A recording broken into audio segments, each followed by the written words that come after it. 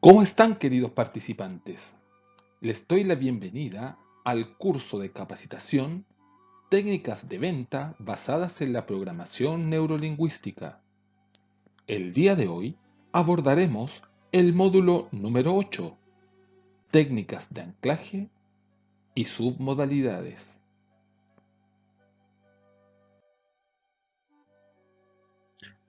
¿Has sentido alguna vez que tus reacciones ante una situación determinada fueron exageradas o más allá de lo necesario?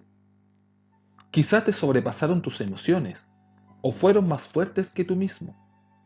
La emoción fue más fuerte que ti, como se dice vulgarmente.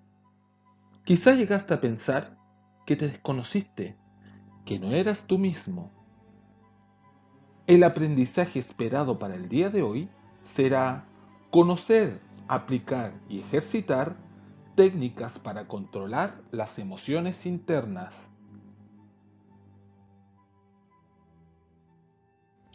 Todos reaccionamos de manera emotiva. Algunas de estas reacciones son estupendas, como por ejemplo, enamorarse, sentir júbilo, sentir placer. Otras no tanto, como por ejemplo el desamor, la tristeza y el dolor. Son precisamente estas reacciones las que hacen que la vida y el trabajo sean interesantes y divertidas, pero también confusos e impredecibles. Con frecuencia nos encontramos con jefes que suspiran y desean que sus empleados y colegas dejaran en casa sus emociones. Y en casa, mucha gente preferiría que su pareja dejara sus tensiones laborales en la oficina. Quizá has presenciado ocasiones en las que alguien explota de manera inesperada.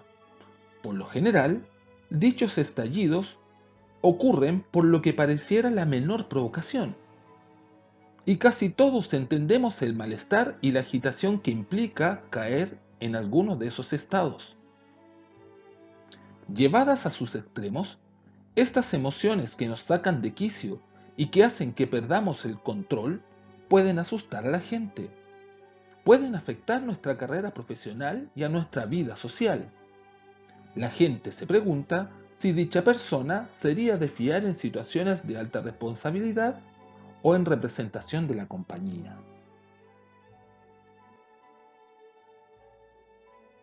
Gracias a la influencia estabilizadora de la caja de herramientas de la programación neurolingüística, dispones de ayudas para controlarte, controlar tu estado en cualquier momento dado y el efecto que tendría sobre otras personas. Una vez descubierto cómo hacerlo, la cosa es magia pura. Las herramientas de la programación neurolingüística que pueden ayudarte a crear estados positivos para ti mismo se conocen como técnicas de anclaje. La programación neurolingüística define ancla como un estímulo externo capaz de desencadenar un estado o respuesta interna.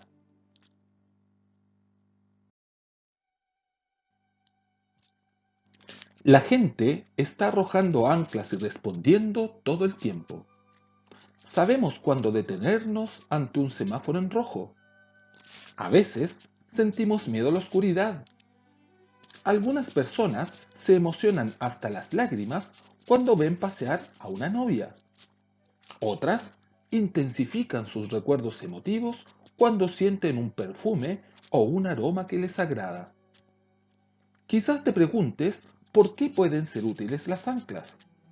La respuesta es que cuando aprendes a usarlas, cuando aprendes a anclar, te será posible hacer acopio de todas tus experiencias y recuerdos positivos y jugar con ellos para tener más recursos en el futuro.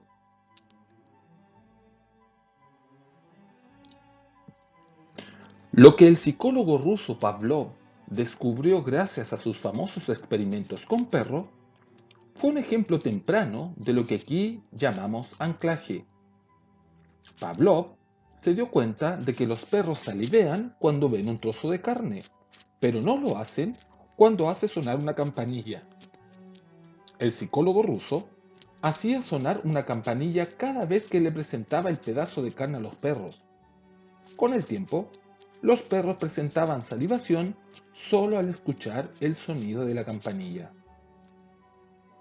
Un colega menos conocido que Pavlov, Duinmeyer, ya estudiaba el reflejo aquíleo en el 1902, incluso antes de que Pavlov estudiara la salivación en los perros. Duinmeyer golpeaba la rodilla del paciente con un martillo y tenía una campana que sonaba en el momento en que el martillo tocaba la rótula. Como tantos otros descubrimientos científicos, un mero cambio accidental en un experimento puede conducir a importantísimos avances. Un día, Duinmeyer tocó la campana sin dar golpe con el martillo. ¿Y qué ocurrió? Sí, la rodilla del sujeto reaccionó al mero toque de la campana. Desafortunadamente, para Duinmeyer, el científico se había adelantado con su tiempo y los médicos de entonces apenas bostezaban al oír sobre su contribución conductista. Si nos adelantamos un par de años en la historia para llegar al 1904, veremos cómo, para entonces, el trabajo de Pavlov con los perros logró cautivar a la gente y le mereció el Premio Nobel de Fisiología. Desde entonces, los estudios sobre el comportamiento animal son mucho más científicos y elaborados. Cada día leemos nuevas noticias de nuevas investigaciones sobre el cerebro y aumentan nuestros conocimientos respecto a la inteligencia y el comportamiento humano. Nuestros recuerdos están almacenados en asociación con nuestros sentidos. Los olores son poderosas anclas que nos sujetan a distintas épocas y acontecimientos. Así, por ejemplo, olemos un perfume en particular y el aroma quizás nos transporta a nuestra primera salida de novios, en ese momento en el que nos pusimos un poco de colonia. O si alguna vez nos emborrachamos con whisky, quizás hoy su mero tufillo nos provoque náuseas. Permanentemente estamos creando anclas positivas y negativas. Para establecer anclas debemos considerar las siguientes características. Las anclas deben ser inconfundibles, es decir, distintas a los movimientos, imágenes y sonidos cotidianos. Deben ser únicas o especiales para ti. Deben ser intensas, ubicadas allí donde revives de manera integral el culmen del estado. Deben ser oportunas. Debes escoger el mejor momento para hacer la asociación. Deben esforzarse, utilizarlas, o de lo contrario las perderás. Anclar es una habilidad que se adquiere con la práctica. Las submodalidades son los componentes básicos de nuestra manera de sentir y de vivir el mundo. Cuando modificamos las submodalidades, un ligerísimo cambio en cualquiera de ellas puede llegar a tener un efecto muy significativo en la transformación o cambio de la experiencia inicial.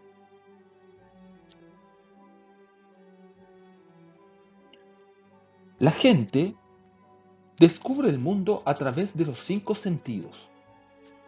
Pues bien, en la programación neurolingüística, estos 5 sentidos se conocen como modalidades.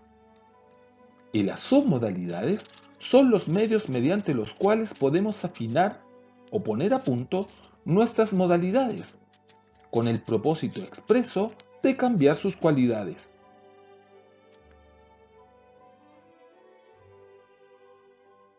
Nosotros podemos optar por cambiar nuestra mente, de manera que podemos intensificar una instancia placentera o deshacer las emociones negativas que nos suscita una experiencia desagradable. También podemos aprender a alejarnos de un estado en el que no queremos estar, por ejemplo, confundidos, y pasar a uno mejor, por ejemplo, el del entendimiento. En resumen, podrás escoger el significado y sentido que quieres dar a lo que te ocurre en la vida.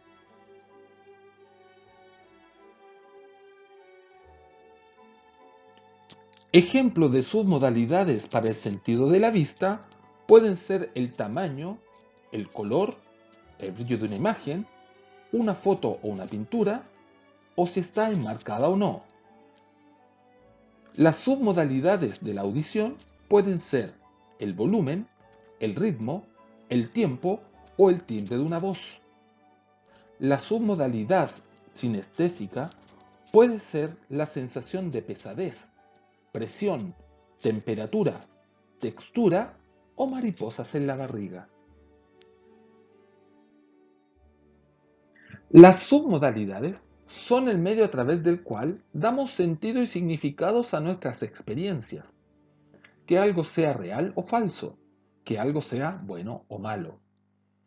Pero podemos utilizar las submodalidades para cambiar la intensidad del sentido, es decir, cambiar el significado.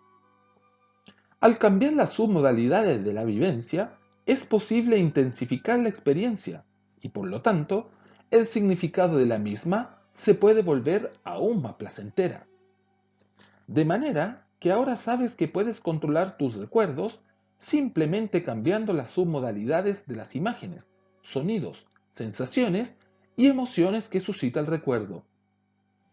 Del mismo modo que ya eres consciente de que las modalidades se pueden dividir en submodalidades, también deberías darte cuenta de que las submodalidades pueden llegar a diferenciarse aún más. Por ejemplo, una imagen puede llegar a ser a todo color o en blanco y negro. Puede enmarcarse o ser panorámica. Los sonidos pueden estar dentro de tu cabeza o a un lado. Las emociones y los sentimientos pueden tener textura. Es decir, es posible cambiar todas y cada una de las modalidades. La experiencia nos dicta que la asociación o disociación es una submodalidad muy importante y que por lo tanto requiere mayor explicación. Cuando nos visualizamos en una imagen, es como observarnos en una película casera, en cuyo caso estamos disociados. O puede ser que estemos dentro de la imagen, observando el mundo exterior con nuestros ojos. En este caso, estamos disociados. Estar asociados o disociados con relación a una imagen puede llegar a ser una submodalidad muy importante cuando vivimos emociones. Por lo general, las emociones se intensifican cuando nos asociamos a la imagen y las emociones se atenúan cuando nos disociamos de ella.